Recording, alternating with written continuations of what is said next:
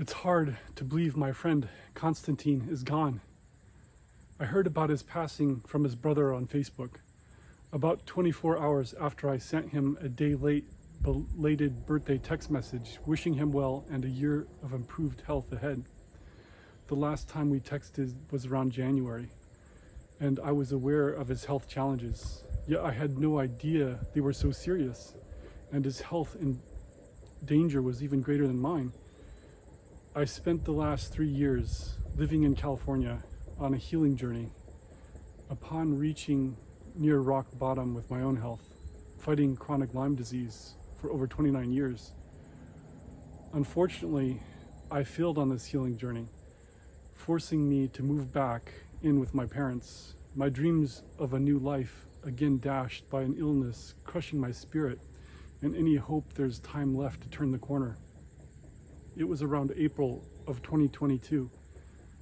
I found out Constantin moved back in with his parents in California, trying to find a doctor that could diagnose and treat all the puzzling symptoms he was experiencing.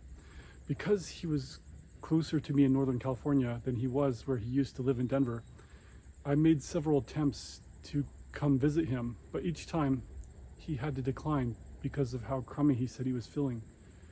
When I moved back to Connecticut in January 2023, I had the impression Constantin didn't want to stay in touch as often as he used to, so I gave him his space.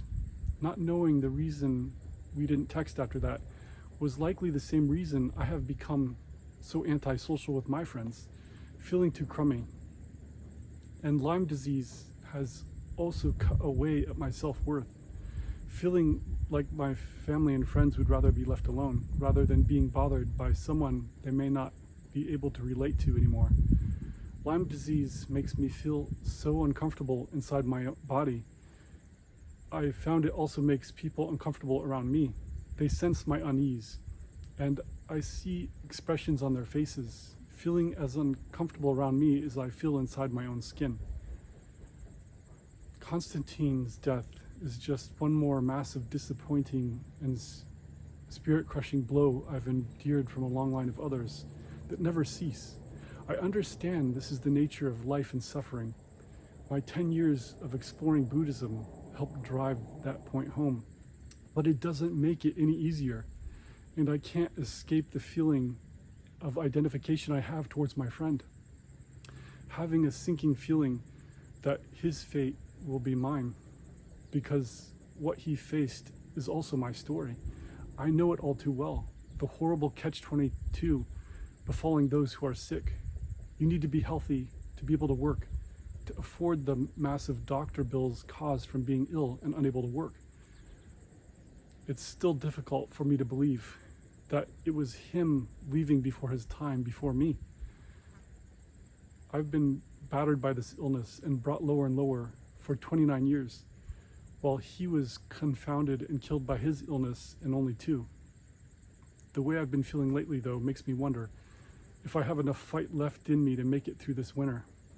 It doesn't feel far-fetched to say, without a breakthrough soon, I will find myself enduring the same fate as my friend.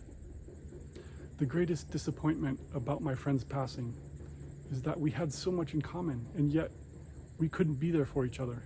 I had no idea that Constantin was in a worse place than me, and if I had known, I would have made an effort to reach out during his darkest hours. I always wished I was closer to him, but at the same time, I feel like the Lyme makes closer connections with others impossible when it makes me feel so disconnected with myself. I take all those loved ones I've lost over the years with me in my final last-ditch struggle to turn things around. I bring you with me, Constantin, imagining you here at my side, both of us healed, finding the abundance, love, and infinite possibility of life that we have always sought. Your gift in my life will always be remembered. I will never forget when I met you and your brother in a sandbox during 3rd grade. I will never forget the endless hours we spent playing Transformers and Star Wars at your house, swimming parties, late night laughter and conversations, drinking beverage and eating Bulgarian dinners with you and your family. The fun and exhilarating times at school, along with all the frustrating ones. the camping trips together, and ultimately losing contact for many years to finally be reunited, enjoying reconnection and restored friendship, following you on Apple Music with all our shared songs and the endless texts, commiserating together about how crazy the political and COVID landscape was becoming. I found in you a kindred spirit and a life friend that I will miss dearly.